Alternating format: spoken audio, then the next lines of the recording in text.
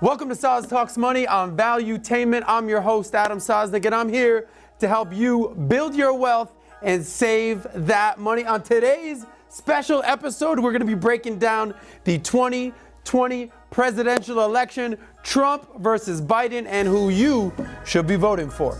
Let's talk money. All we talk is money. All we talk is money. All we talk is money. All we talk is money. So the 2020 election is less than a week away. We are in the home stretch. They just wrapped up the final presidential debate, and it is going down to the wire. So on today's episode, we're going to break down a few different things. The facts. We're just going to give you the facts right down the middle, no bias whatsoever. We're going to give you the tale of the tape, Biden versus Trump. And then last but not least, why you should vote. Why you should vote. So just real quick, if you've ever seen me on the Bet David podcast, shout out to Patrick Bet David and the podcast that we do, you might know that I lean one way or another. And there's some people that think that I'm a little too much of this or a little too much of that. So here's what I have. I have my friend Sam over here. My friend Sam loves Trump. He's got a MAGA hat going on. He's cheering for Trump in the background. And I have my friend Nancy over here. She loves Obama. She loves Biden. She's got a blue hat going on over there. And she's making sure that I'm not making fun of Joe Biden. So there's no partisanship. I'm giving you the facts right down the middle. No soy boy stuff, no MAGA stuff, no nothing. Straight down the middle. At the end of this episode, I want you to tell me how I did, if I was fair and balanced for both sides. So with that being said, there are no opinions here, only the facts, and let's jump right into the facts. Boom, facts. So let's start with 2016. Let's take it back to 2016. Some people cried in 2016, some people cheered in 2016, but we're gonna break down the numbers in this pie chart right here. Well, what happened in 2016? 65.8 million people, that was 28% of the population of the eligible voters, voted for Hillary Clinton.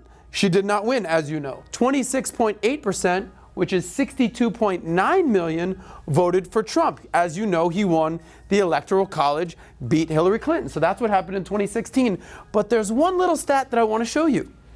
41.7%, almost 42%, which is almost 109 million Americans who are eligible to vote, did not vote. So the largest part of the electorate did not vote. So this is the part of the America who better start to give a shit. You can see that in the graph right here. So these are all facts. These are according to the Washington Post and the Census Bureau. That's where we got these numbers. If you have an issue with these numbers, talk to them. Now, moving right along, let's talk about why Biden supporters support Joe Biden and why Trump supporters support Donald Trump. Let's get right into the support factor. So each on this list right here, we talk about different topics, and then Biden and Trump and what their supporters have to say about them and what grade they give their candidate in each of these categories. So let's go down the list. By the way, this is according to the Pew Research Center. So I know a lot of people get triggered when you say certain things, politically, but this is according to Pew.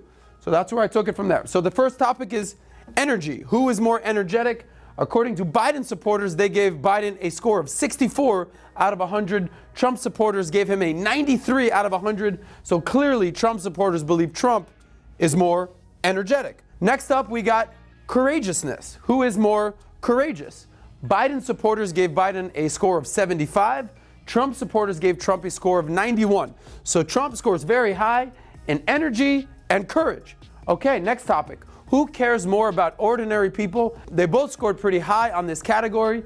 Biden, 84. Trump edged him out, though, at 89. Who is more honest? Who's more honest? According to Biden supporters, Biden got a score of 80. According to Trump supporters, he got a score of 78. So also pretty similar. So both supporters think their candidate is pretty honest. Here we go. Who is a good role model? Well, Biden supporters gave Joe Biden a 78. Trump supporters gave him a 68. So they think he's full of energy, full of courageousness, but not exactly a great role model. Okay, I can understand that. Who is more even-tempered?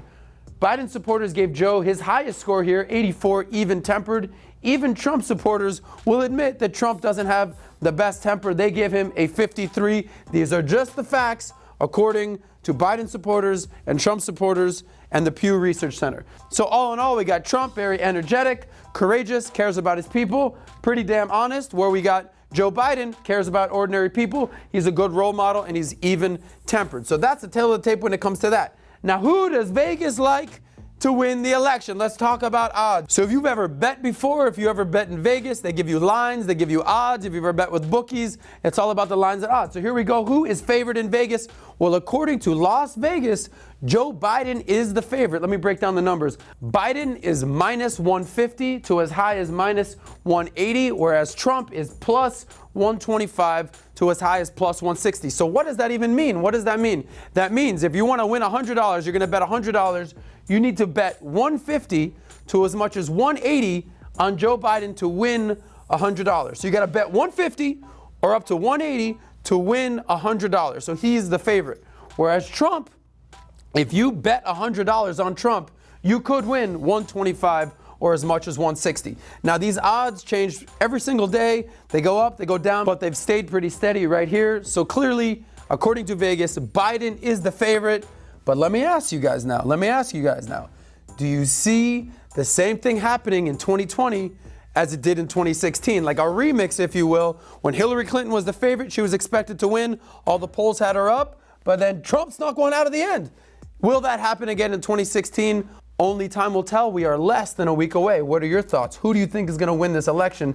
Put that in the comments right there. Right now, it is time for the tale of the tape.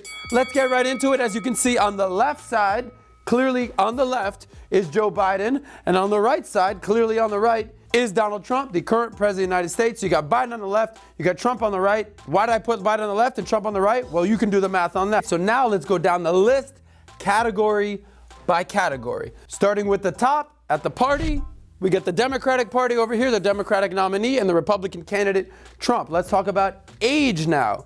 Let's talk about age. Joe Biden is currently 77 years old, and you can see there's a little asterisk right there because if he should win the election, by the time he is sworn in, he will have reached his 78th birthday. That will make him the oldest president ever.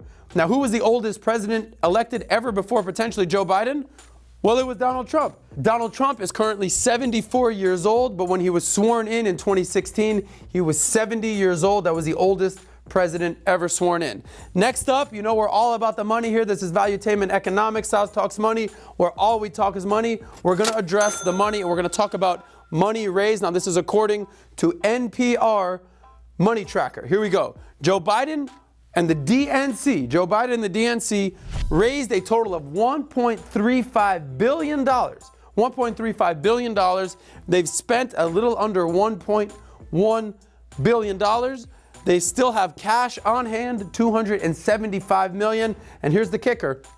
They've cranked it up during September. They've raised $358 million in the month of September alone. Where does that compare to Trump? Well, Trump outraised Biden. Trump raised almost $1.5 billion. He spent the majority of it, though, $1.38 billion cash on hand. He has $148 million, and in September, he raised $153 million. Compare that to Biden's $358. So both these guys have raised over $1 billion and have spent over $1 billion. That's money on money on money to win the presidential election. What do you think about all this money coming in to the election? What are your thoughts? So moving right along, let's talk about taxes. Now, all this information I'm about to share with you right now comes from the Biden and Trump websites, directly from the websites, and a report that was put together by J.P. Morgan. So again, if you've got issues, you go right to the source, not to me. This is all facts, no opinions. Now let's talk about taxes. Trump wants to maintain and extend the 2017 tax cuts. This would lower corporate and individual taxes, but this could cost the government $1.5 trillion. That's in between 20 and 25. So Trump, he wants to maintain and extend the 2017 tax cuts. What did those tax cuts do? They lowered corporate and individual taxes for high earners. Now, what's the downside of that? According to the Committee for a Balanced Federal Budget, this could cost the government $1.5 trillion in the next 5 to 10 years. Now, what does Joe Biden want to do? Joe Biden wants to increase taxes on corporate income, on high earners, and on capital gains tax, aka he wants to tax the 1%. He's expected to raise $4 trillion over the next decade. Let me give you some bottom line when it comes to taxes, because I know this is a big issue. When it comes to Trump, overall, he's somewhere between 20 and 37%, 20 and 37. When it comes to Biden, he's somewhere between 28 and as high as 52%. So there's no denying that taxes will go up under the Democrat, Joe Biden. So that's the tax issue. Moving right along, let's talk about regulation. Well, Trump wants to reduce regulation on energy and financial services, whereas Joe Biden wants to heighten regulation on energy, tech, and financial services. So that's the regulation component. Moving along, let's talk about the environment and climate change. Environment and climate change, what does Trump want to do? He wants to increase energy production. He obviously withdrew from the Paris Climate Agreement, and he rolled back Obama's Clean Power Plan. And Trump has said on many times he calls climate change a hoax. What are your thoughts on that? Then you got Biden. Now, what does Biden want to do? Biden wants to reduce emissions and increase energy efficiency. He wants to rejoin the Paris Climate Agreement. And also, he has a $2 trillion plan to combat climate change and invest in clean energy. So that's the difference when it comes to the environment and climate change. What are your thoughts on that? I know that's a huge issue for Gen Z voters. So now let's talk about foreign policy. What does Trump want to do? Trump is all about America first, as you know. America first, America first. And one of his methodologies is called unilateralism. Unilateralism, if you're not familiar with that word, that basically means when the U.S. acts alone in our own best interest. That's something that Trump has been a proponent of, unilateralism. Now, what does Biden want to do? Biden wants a renewed emphasis on alliances and multilateralism. Now, what is multilateralism, you may ask? Multilateralism is a systematic use of international institutions that promote U.S. interests. So on one hand, you got Trump, America first, unilateralism, America alone. And on one hand, you got Biden, renewed emphasis on alliances and working together with our allies. One way or another, it's going to get the job done. Moving right along, now let's talk about healthcare. Healthcare is a big subject of debate. Now, when it comes to healthcare, obviously Trump has been saying for years he wants to repeal and replace Obamacare. Repeal and replace. He wants to undo the Affordable Care Act. Now, what does Biden want to do? Biden obviously wants to protect the Affordable Care Act because he helped build it with Obama. So he would build on the ACA, which is Obamacare, the Affordable Care Act, and add a Medicare-like public option. We've heard about this public option before. So what are your thoughts on healthcare? Now, here we have something where they actually agree upon when it comes to healthcare. Both want to reduce the price of prescription drugs. I think that's something we can all agree with. Save that money on prescription drugs.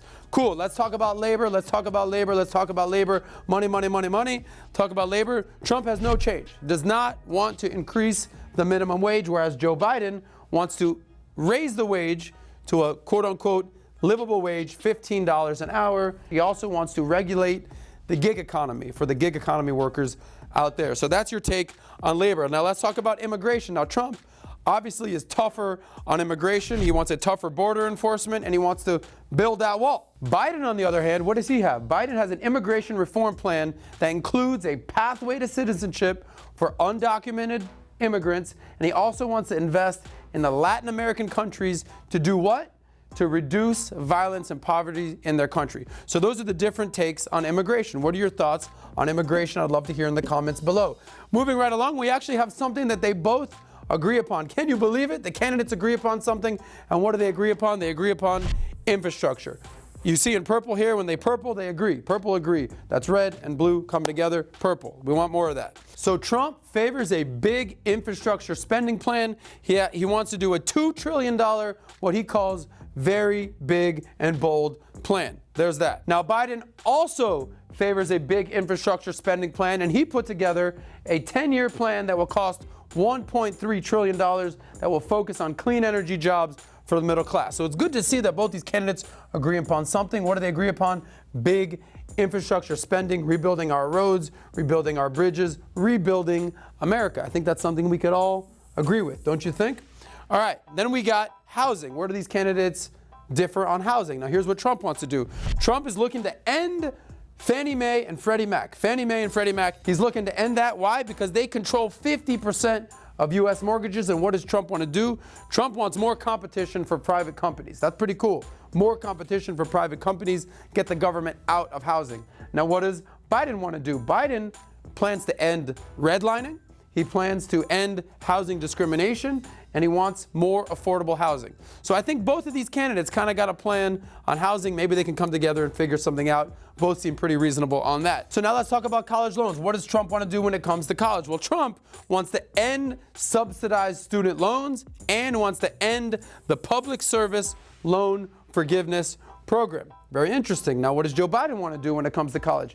Joe Biden is actually proposing a 4-year public college for free for families that are making under $125,000 a year. That's something that I know Bernie has been an advocate of. Now Biden seems to be hitching his wagon onto that. What are your thoughts on that? Free 4-year college for families making under $125,000. He also has a 100% loan forgiveness program, which is a 20-year payment plan for responsible borrowers. So that's interesting. So that's where they differ on student loans and going to college. Interesting. Love to get your comments on that. My college students, love to hear your opinion on that. Next up, we got China. Let's talk about China. What's going on with this China policy? Well, Trump clearly tough on China. They've been in the middle of a trade war between China. Sometimes we're winning, sometimes we're losing. I don't know your thoughts on the trade war and how it's going, but Trump is certainly tough on China. Now, according to this report, Biden is also tough on China, or plans to be tough on China. He has said he wants a firm approach on China. What are your thoughts on that? Do you think Trump is tougher on China? Do you think Biden can actually match how tough is being on China? Big debate. I know a lot of people think that China is our #1 threat, which I agree with. So let's see where we go on that. And last but not least, you can see it on the bottom. What's going on here with the federal budget and the federal debt? Well, I have bad news because both candidates are running up big deficits. They're not balancing the budget, and they are both not saving that money. It's spend, spend, spend. The deficit and the debt is going higher, and at some point, this shit needs to get figured out. But we'll see what happens with that. That, my friends, is the tale of the tape. Ding, ding, ding. What do you think? So moving right along, let's wrap this up. You might be saying, Saz, what's your point? What's your point? If you've ever seen the Bet David podcast, he's always saying, what's your point? What's your point? So what's my point, you ask? Well, my point is this. Your ass needs to vote. We started this conversation with the fact that in 2016, almost 109 million Americans who are eligible to vote did not vote. So can I make it a suggestion? Here's my suggestion. Can you get your ass to the polls and vote? Now, I don't care if you vote left. I don't care if you vote right. I don't care if you vote Biden. I don't care if you vote Trump. Just vote. This time around, there is no viable third-party candidate. In 2016, I forgot to mention it, 3% of the electorate voted for a third party. There's no one on the third-party ticket this year that actually has a chance of winning. So make sure you vote for neither Democrat or Republican. No third-party candidates this time around. Get your ass to the polls and vote. Now, you might be saying, well, why should I vote? My vote doesn't affect anything. My vote doesn't matter. Well, it does, because I just went through this entire list. Are you telling me on this entire list there's not anything you care about? You don't care about taxes. You don't care about climate change. You don't care about immigration. You don't care about housing. You don't care about what's going on with China. There has to be something on this list that you identify with, and there has to be something worthy of your vote. So get your ass to the polls, because your vote matters. That's why you should vote, because things matter to you. Now, who am I talking about when it comes to voting? You know I'm looking right at you, and I'm looking you right in the eye to my swing state voters. There's certain states that control the entire freaking election. I'm not talking about California. I'm not talking about New York. I'm not talking about Oklahoma. I'm not talking about West Virginia. We know where those states are voting. But there's swing state voters that the entire country is depending on. Now, what are those states? Let's go down the list. We got Michigan. We got Minnesota. We got Wisconsin. We got Ohio, the entire freaking Midwest. We got Iowa, Georgia, North Carolina, Nevada, Arizona, Pennsylvania, and my home state of Florida. Get your ass to the polls and vote. Pick a candidate and go with them and vote. The election is Tuesday, November 3rd. Let me say that again. The election is Tuesday, November 3rd. It's always the first Tuesday in November. In case you didn't know, Tuesday, November 3rd, get your ass to the polls and vote. Now again, I don't care if you vote left. I don't care if you vote right. I don't care if you vote blue. I don't care if you vote red. I don't care if you vote Biden. I don't care if you vote Trump. Get your ass to the polls and vote. Why? Because America, we're the red, white, and the blue. We're all on the same team. We are all on the same boat. And here's actually one of my favorite quotes. We are two wings of the same bird. Just let me show you that image and let that sink in for a second. A bird can't fly if only one wing is dominating, okay? No bird's just flapping around like this. It takes two wings for that bird to fly. That is a great metaphor for where we are in America today. You have to listen to your fellow Americans. You have to respect your fellow Americans, even if they have a different opinion than you.